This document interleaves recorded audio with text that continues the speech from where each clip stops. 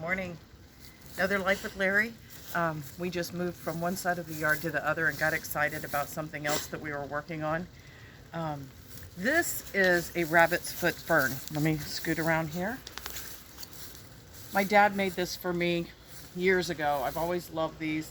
They are beautiful. I keep this hanging on the patio. It gets a little bit of sun. It's kind of under the eave, so it gets a little bit of sun. But this will, they call it a rabbit's foot fern because that's what it looks like. And these are the pieces. If you look closely, let me see if I can show one to you. You can see here, these are the roots, and see how the leaf grows out of the root here. So, and they're just crawling. You see how deep the chain is? And it just keeps covering itself.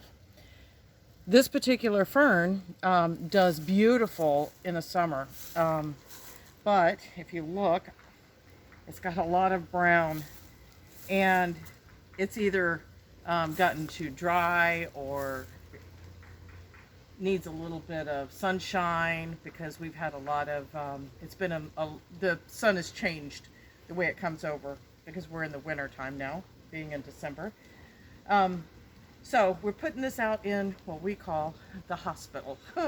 This is a camphor tree that we hang, if plants that are struggling, we'll put them out here, and they all seem to do so much better.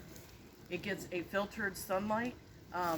It takes away that harsh sun from the heat, and they just come back to life being out here. So we're going to put this out here in what we call the hospital for our plants, and this will be back to life, and I know this will recover.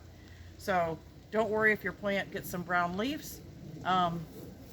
Just cut them off. I'll get the clippers and I'll be cutting these brown leaves off and let this thing come back to life and all turn green, and it'll be beautiful. All right, this is another Life with Larry. It's a rabbit's foot fern, one of my favorites. Like and share. Have a blessed Christmas.